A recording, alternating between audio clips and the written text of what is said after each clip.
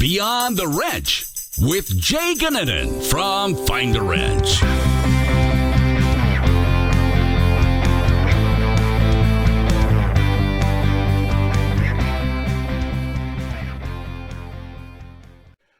Welcome to Beyond the Wrench. My name is Jay Goninen, and I am your host. Today, I am excited to welcome Joel Milne to the podcast. Joel is the CEO of a company called RepairSmith, which we're going to learn more about today. Just more about the industry and how maybe we see the future of repair, right? And I think there's a lot that we get to dive into today that I frankly am going to learn a lot about. So excited to welcome you to the show, Joel. How you doing today? Great. Thanks for having me. Cool. So how did you get into the industry?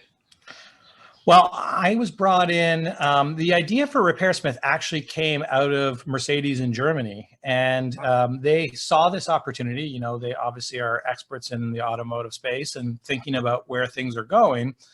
And they also recognize that kind of a tech startup is not their core business. And so they decided to try to bring somebody in who was an experienced tech startup person. So my background is really, I've done a bunch of industries, but really my expertise is starting and running tech companies. So that's what I've done for 20 years.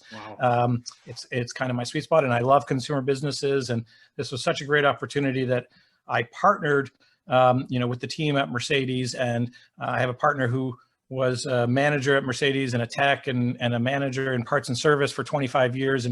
And he brought the technical side and I brought the computer technical side, and away we went. And here we are 2.5 years later.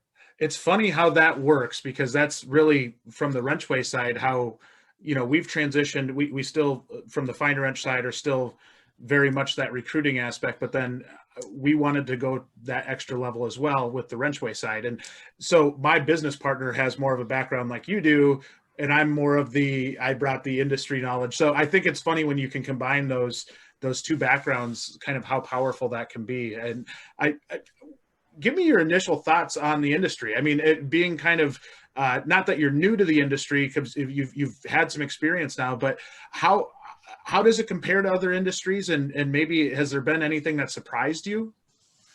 Yeah, I mean, look, I really came to this business as the customer, right? So while I wasn't, an automotive person, obviously I owned a car for 20 years. I've longer than that. I've blown out an engine. I've had, I've maxed out my AAA membership on tows and, with an old antique car. So I've certainly, as all of us had, been on the consumer side of this, right? And so looking from the outside in, I noticed that this is an industry that still works the same way as it did 30 years ago, right? You pick up the phone and say, I've got this problem, and they say, bring it on in. And, it's a telephone-based industry, right? Or just a retail-based industry where you drop by. And then I also noticed that, since I was around for .com 1.0, right, back in 99, 2000, and I remember the first car sales websites going up then, right? Like cars.com and Cars Direct and Auto Vital. And, 20 years later, there's been a whole bunch more. But from a technology entrepreneur side, billions and billions and billions have invested in car selling technology, right, for consumers.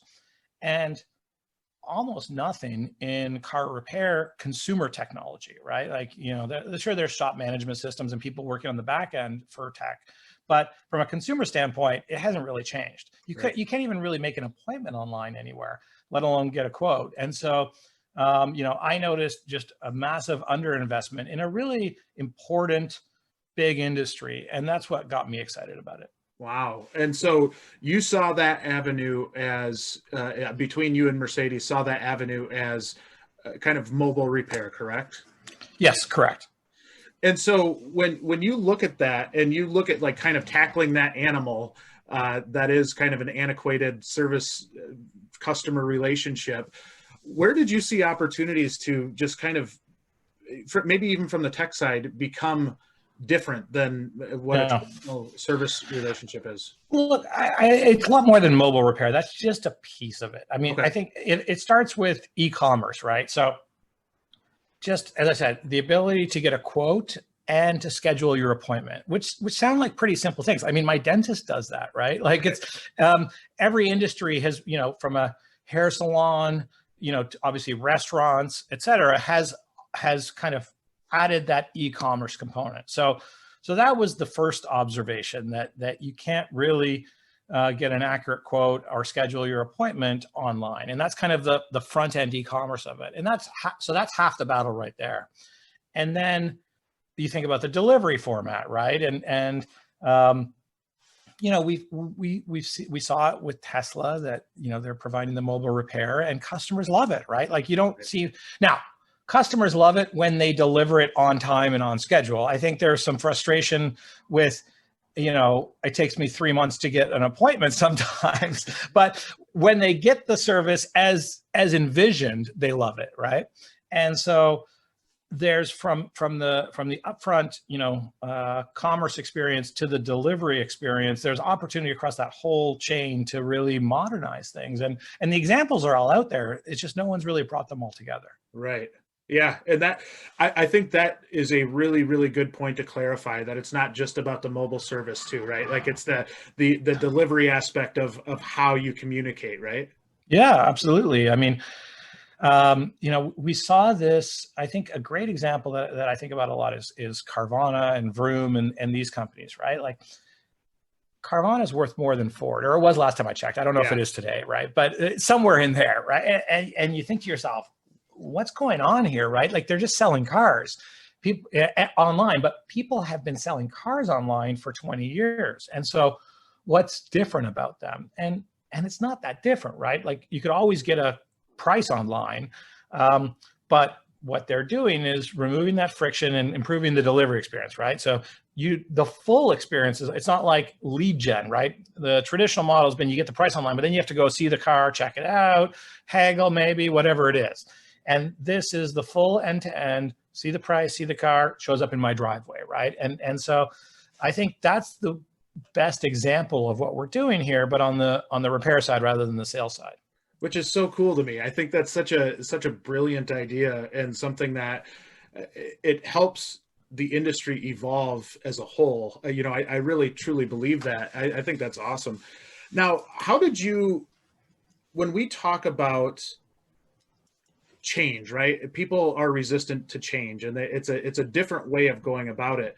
Did you notice any of that when you first started off with it, in trying to get people to kind of open their mind to a different way of being serviced? Or, we've noticed it in our company, and I'm sure like any company that, especially startups, are going to see that more. Was there any kind of initial trying to get them comfortable type of efforts to make that work, if that makes sense? From the customer standpoint, almost zero, right? Okay. Which is it's wild, but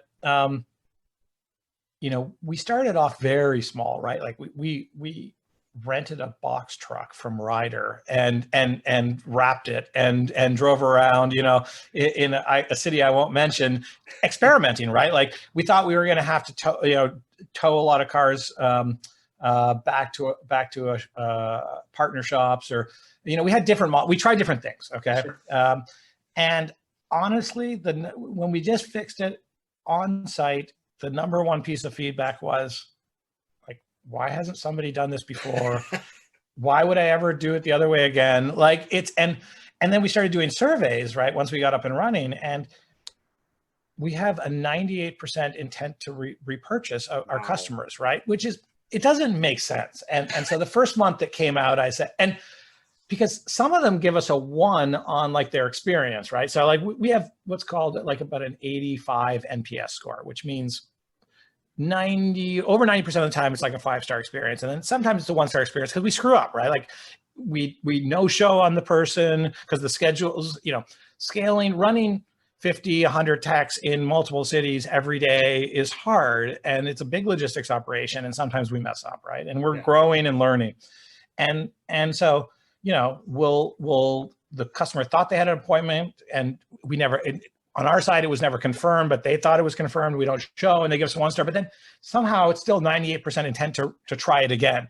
And so I thought it was just an anomaly the first month, but it's been 6 months now of, I mean, I think longer, since like April or May, it's been 97, 98. And Wow. so honestly, that's been that's been the easiest part of the business. And as an entrepreneur, when you have a product that people love, not just like, but love and want to buy, it just gives you a lot of room to play with and gets you excited every day to come to work.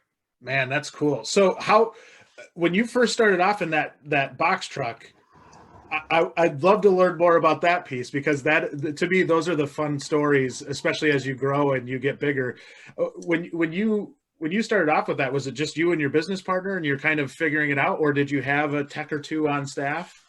No, we had one tech who was doing it. He's still with us today. I was awesome. just talking to him yesterday about rolling out some new stuff. He's more of a technician manager, or he's training and doing other things. He's not a day-to-day tech for us right now, but he was our first tech hire, and he jumped in the van and went out and did it. And we had like a one-page website. Like, we didn't have online pricing at that point, right? It was really it was really driving people to call on the phone, and we had one person, maybe two people answering the phones. It was under 10 people, let's say. Sure. And it was very expensive to get a customer, because we didn't have any kind of, no one had ever heard of us. And it wasn't even the RepairSmith name. We were using a fake name because we wanted to, when you're kind of in this stealth mode and trying things out, in case we really screwed up, we didn't want like a bunch of negative reviews, right? That's a good, I like that. Yes, yes. So, I've done a bunch of different things over my career in that way. Like, sometimes, in the app world, I would launch an app in New Zealand, because if it really screws up, no one knows what's going on in New Zealand, right? And in the app world, you can only go you can only do a full country at a time, right? And that's the smallest, like, English-speaking country. So this was the equivalent, but in the real world. So we picked a small city in California, and we just ran around in this box truck with a fake, not fake name, with when we first started, we came up with a list of names and reserved a bunch of domains. And so this was one of the second or third choice names. And, we ran around and did it, and it worked out. That's awesome. So at that point, you're probably even trying to figure out what you can do on the road, right? Like, yeah, it's what, it's what, what kind of repairs are people calling in for that they will accept mobile service, right? Because we had a bunch of different theories that it might just be a lot of oil and brakes and maintenance, but we ended up, over time, we've ended up having the exact same repair breakout as you'd have at a good independent shop, right? We get everything from transmission rebuilds to oil changes. And so the distribution of repairs is pretty much the usual suspects that you'd see, in a retail setting. So we had a lot of, some ideas were wrong and didn't pan out, and some were right, and we went with it. So I took some time to go through your website, and maybe in a little bit more detail than what I had even when we first started working together on the technician side. But one of the things I thought was really cool was how your website kind of moves somebody through the diagnostic process, where you're kind of taking it to layman's terms and being able to get it, get that true feedback from a customer of like, what's it doing? It's there's a clunking noise, and being able to kind of guide them through. Was that something where you sit down and you're really kind of just kind of almost looking at what are the general questions that are asked, and how do you get it down to that level? Because I think that's so important. Yeah, look, clearly that was a piece of the initial technology that the automotive partner I mentioned, built out, right? The diagnostic tree. Wow. And so trying to get accurate diagnostic and accurate quotes ultimately online was the goal of that. And obviously most people don't know exactly what's wrong when they're in a repair situation, right? If it's a maintenance situation, then they know what they want. Or so oftentimes we see people have gone to a dealership maybe and gotten a quote and are unhappy with it and are shopping around in the independent world. And so they know exactly what they need, but oftentimes they don't. And so, and the probably the biggest challenge of mobile repair is ultimately having the right parts on hand and having to do a second visit, right? Because in the shop world, they don't have the parts on hand, but they'll just keep the car for a day and then get the right parts eventually, right? And so for us, that means a second visit is the equivalent for us. And so trying to minimize second visits and showing up with the right parts is a big piece of the game for us. So that's really what we're trying to do there is, come up and ultimately we've evolved to kind of a machine learning, predictive algorithm where it's most likely this and show up with that part, 80% of the time it's going to be this, and it might be one or two other things. And you try to guess what, so you can do it all in the first visit. Wow. So that even takes it a step further with the machine learning, like being able to get an algorithm that's, you're counting on data to give you kind of that feedback. That's amazing. That is really, really cool.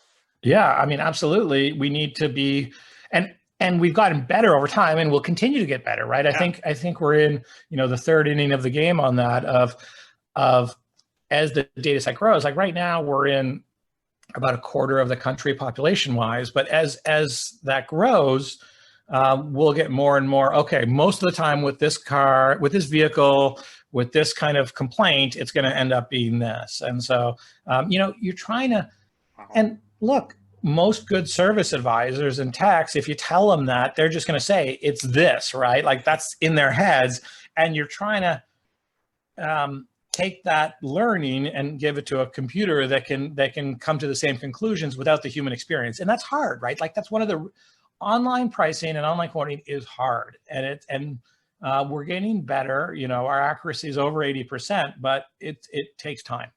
How do you talk to a customer like that then? Like if you're saying, as you're going through the process and you say, okay, like if you go out and maybe you don't nail it on the head and then you have to order a part, and then maybe if that part is back ordered or something like that, it's more just a general conversation with that customer to say, hey, listen, here's the deal, or how does that work? And I think every company has that, right? Like you're like, I don't know that there's a company that's listening to this that hasn't had some issue like that. So I don't think that's that's anything different. But do you, when you're talking through that and you get that initial diagnostic process, one, I think because you've got data, that helps a lot. But then two, if the data doesn't lead to the right thing, kind of what is your next step then? Yeah, I mean, if the diagnostic on site, turns up something that is difficult or complicated, I mean, even might need a further advanced diagnostic, right? Yeah. Those are the most difficult cases. And so, we will give the customer the option, but oftentimes we'll offer to take the car away and bring it back when it's done. And we'll work with our shop partners in that situation to, bring in and they tend to be the higher dollar, more complicated, more difficult cases that need a shop. And just to be clear, we never envision that 100% gets done on site, right? Sure. That's not realistic, but we're certainly over 80% on site. But from a customer experience standpoint, we didn't want to basically. So there's been independent mobile mechanics out there for a long time, Sure. right? And so, but if they show up on one of these cases and they get to that dead end, basically it's like, pay me for the diagnostic and now go start over again at a shop, right? And that's a terrible customer experience. Yeah. And so we couldn't have that. We had to solve that in our business model. And so for us, it was, we will take the vehicle, we'll bring it to the right partner, and then they'll basically transition into a traditional shop experience, and we'll bring it back when it's done. And so, and customers understand that if it's, not everything can just be banged out magically, in the driveway. Yeah. And generally they're understanding that once you explain to them, hey, you've got these 5 things wrong and this is a disaster over here. It's not, this is not a 3-hour job. They'll say, just take it away and bring it back. Yeah. I think that's part of the customer education process too, right? And making sure that as you're changing their world a little bit in terms of like how they interact with a shop. Mm-hmm. It's fascinating to me that kind of relationship there and how you do that. How do you, and kind of just to switch gears here a little bit, I'm interested to learn more about what you look for, like in a tech, because when you're bringing a tech on board to RepairSmith, it's maybe a little bit of a different type of role in that it's more customer facing than maybe what another role would be. So are Absolutely. there, maybe walk me through that a little bit of like, what is it that you look for in a tech when you're trying to find somebody? Yeah, well, I mean, you hit the nail on the head right there. Is that it is customer facing, right? Um, you're out there on your own, and so if you think about what are the the kind of qualities in somebody that make it work versus not work, and so um, somebody who's comfortable, multi-brand, with a lot of experience. So we can't, we don't on consumer jobs, we don't send out new techs, right? Because it's not a mentorship model like a shop might be. So we generally look for definitely over 5 years, often over 10 years, certified techs who are comfortable in a multi-brand setting. So that's the first thing from a technical perspective. But then also on the soft side, somebody who likes interacting with people and doesn't want to be in the back of shop, back of house experience. And that doesn't apply to everyone, right? Some people like being back of house and let the service advisors do their thing and I'll fix cars. Other people like being part of a new experience and talking to the people who their vehicles that they're actually, working on, rather than going through a service advisor for everything, kind of a middleman. And so I think those are the two biggest criteria is, the comfort level technically, but also comfort level personally on that experience. But in exchange, we think it's a great opportunity for somebody career-wise to be in this new model, because we provide kind of the latest and greatest support, and you're not out there on your own. You have a brand new vehicle with state-of-the-art tool, modern, all new tools, all new stuff, and a back-end support team to help you when you need it. That is awesome. And I think it does put probably pressure on you guys to make sure you find that right fit and make sure that when you're bringing that person in, that, that knowing each tech is the face of your company when they go out to an end consumers, to their car to fix it. How do you get that mindset with a tech? Because I think sometimes it is, and I've noticed this in my experience, I guess, is that you're going to have techs that just aren't going to be comfortable talking to a customer, and that could go anywhere. I've seen engineers that wouldn't be comfortable talking to a customer, or it's a broad range. Yeah. But how do you figure out if they are comfortable? Is it just them saying, "Hey, you know what? I like talking with customers," or is there more of a process past that? I mean, it comes out pretty quickly. Look, this in a way, this is a big paradigm shift in automotive, but in a way, it's completely standard, right? Like plumbers, electricians, HVAC guys. I mean, you name it, right? Like this has been going on for 50 years in every, contractor business, right? Other than automotive. So it's not like you wouldn't ask this question of a plumbing company, like, how do you find plumbers who want to go to people's houses and fix, hot water heaters? Like it's just part of the role. And so some people who are plumbers might want to just work on new big construction projects, for multifamily apartment where they never talk to a customer, right? That's like the equivalent. And some might like doing, house calls and hey, here's your problem, let's fix it. And I want to help the person, it's like a service mentality, right? And so I think it's the same analogy, right? Some people want to, be this hero showing up and talking to people and being social, and some people just want to do their job and go home at the end of the day and not talk to anyone, and that applies to almost every job in the world, right? Like, so 100%. And what I love about your approach to that is that you're not putting all techs in one bucket, right? And I think as an industry, we're really bad at that part, where we think the demographic of techs is all one person, and when you dive down, everybody wants different things, or they want, they have different drivers and and maybe that social aspect. I know, like, I grew up working in a shop. I would have loved to be able to talk to techs up front, but that's because I like talking to people, but not everybody is that way. And it's making sure that you're talking to that individual rather than like the whole, kind of wide scope of them. Yeah, and I should mention though that we've been talking all about consumer here, where we go to individual people, and we have a whole business segment of fleet customers, right? And that's much more.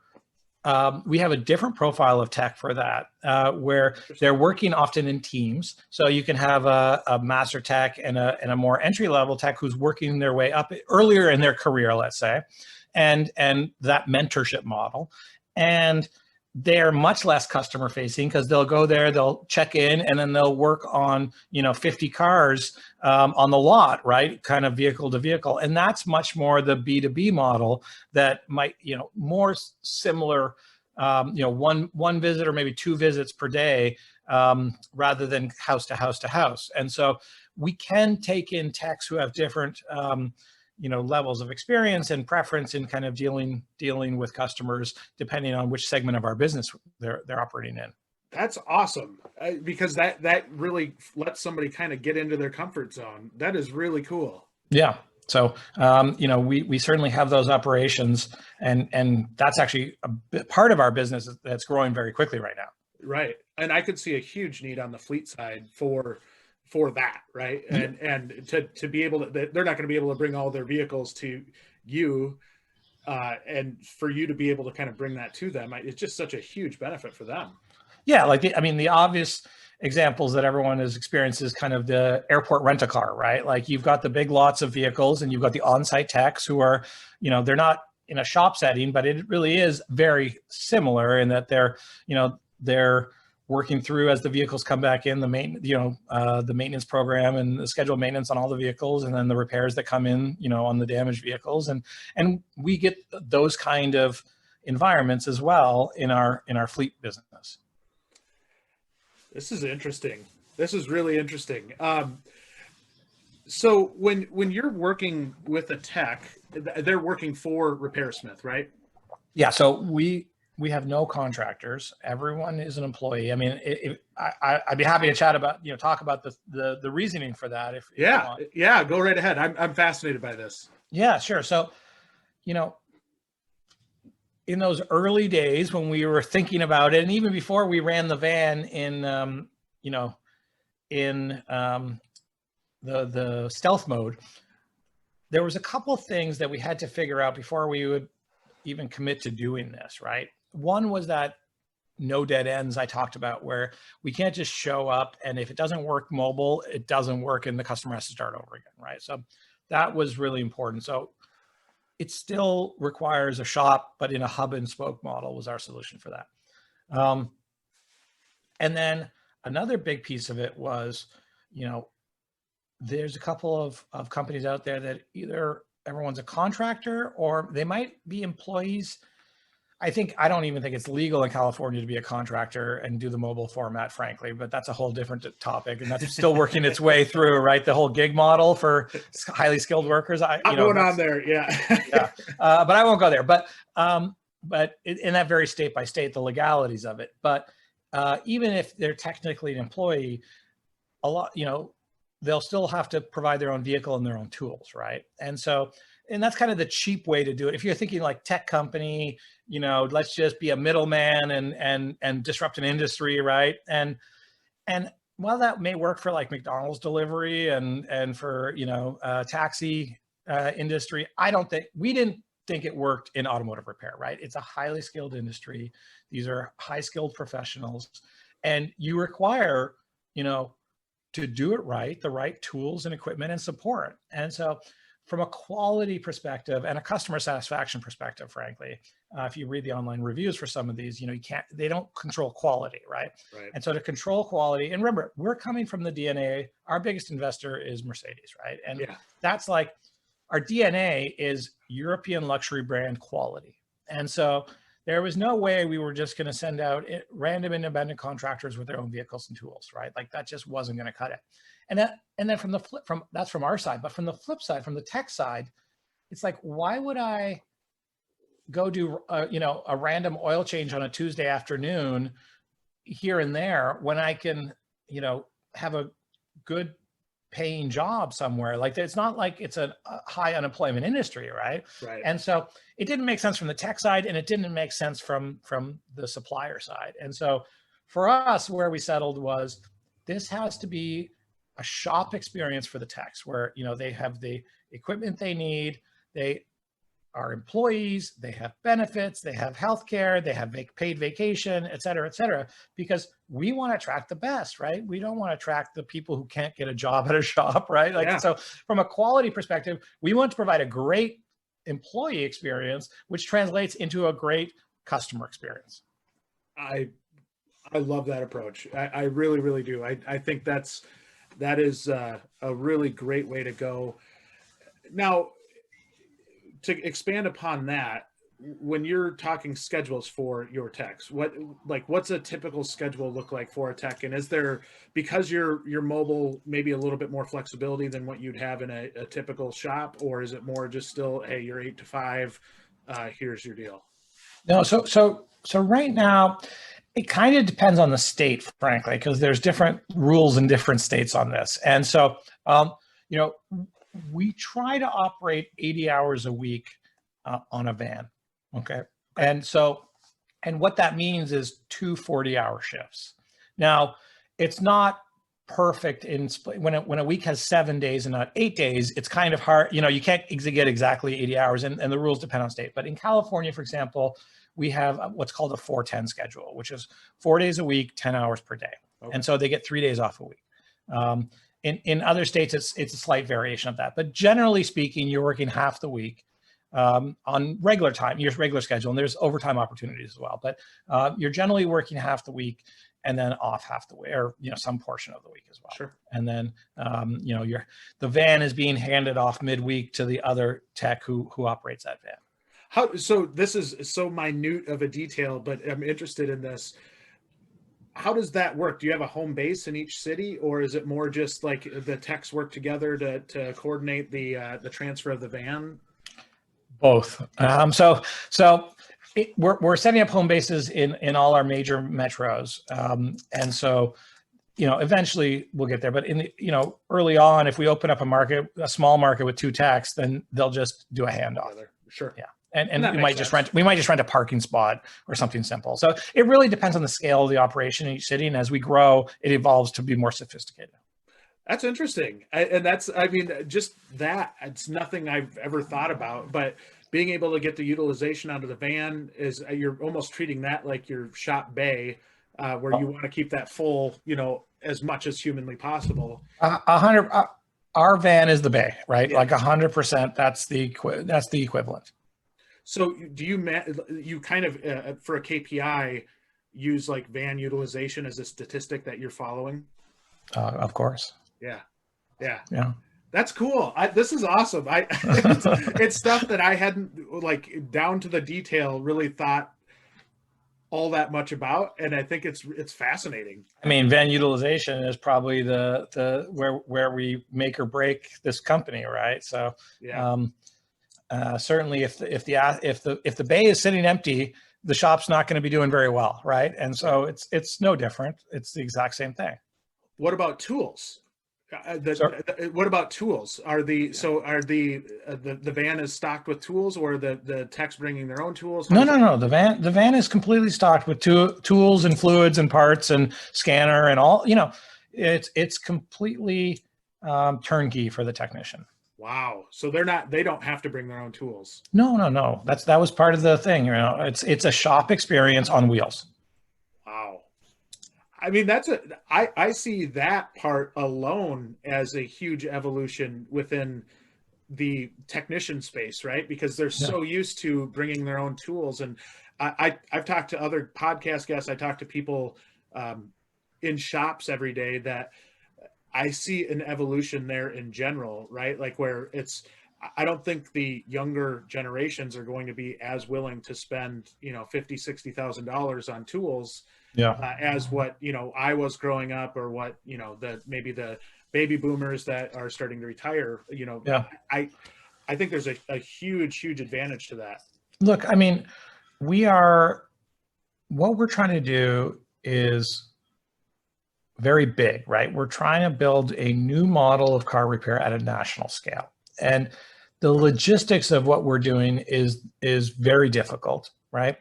And quality control, you get a bunch of bad Yelp reviews and you're done, right? So standardization and quality control have been critical components of this since day one, right? And like, imagine every van looking different on the inside, and everyone having their own tools and different quality. And I think it's different when you have one or a couple of shops than when you're going to have 500 of these things running around the country. You can't just have chaos, right? And it only works with really strict operational, standard operating procedures. And so without that, we just wouldn't have gotten past 3 vans. Right. This is cool. It's some of this stuff is blowing my mind because it is so unique and so different that I think there's just such a huge opportunity for techs out there too. I'll tell you one thing. It's incredibly expensive. Okay. And so the reason, when people ask, why has no one done this before? Right. Because like from the customer experience, they're like, this is amazing. Right. And it is not what, the independent contractor, bring your own vehicle, bring your own tools, makes sense from like an investor standpoint because it's cheap. Right. I just have to build a website and try to connect people. Right. But the quality turns out in car repair, when you screw up somebody's car, they get pretty pissed off. It's not like, when my McDonald's order shows up and they forget my chicken nuggets, like I'm kind of annoyed, right? But I'm not like raging at Uber. Okay. I'm not on a mission to put them out of business, but like people can get pretty wild when you screw up their car. And so your reputation is everything in car repair. Right. Yeah. And so, we certainly took a much more expensive approach to this that no one's ever taken before. And it only makes sense if you're thinking about it from a really big scale, national and international. Like the base and the platform we've built doesn't make sense at the state level or because it's just too expensive. Right. But it starts to make sense once you kind of see the big vision.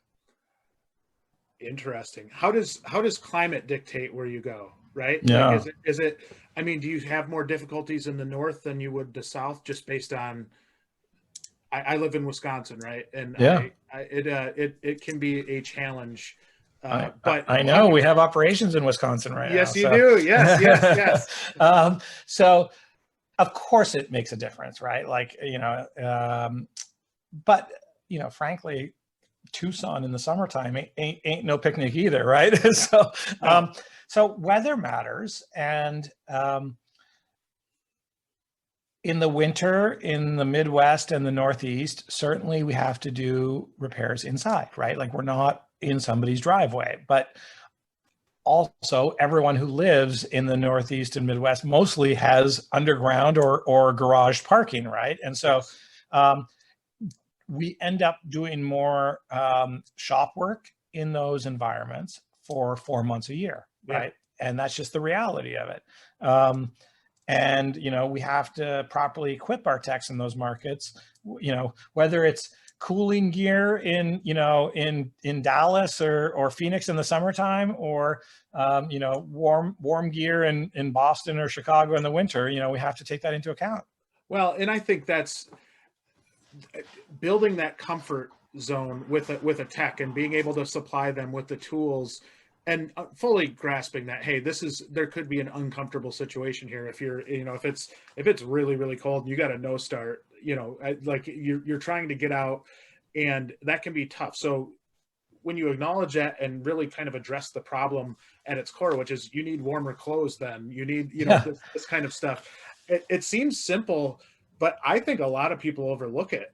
Even from like a regular shop, making their environment comfortable is such a big deal. And especially as you're trying to cater to technicians and trying to make their lives easier, that's a huge deal.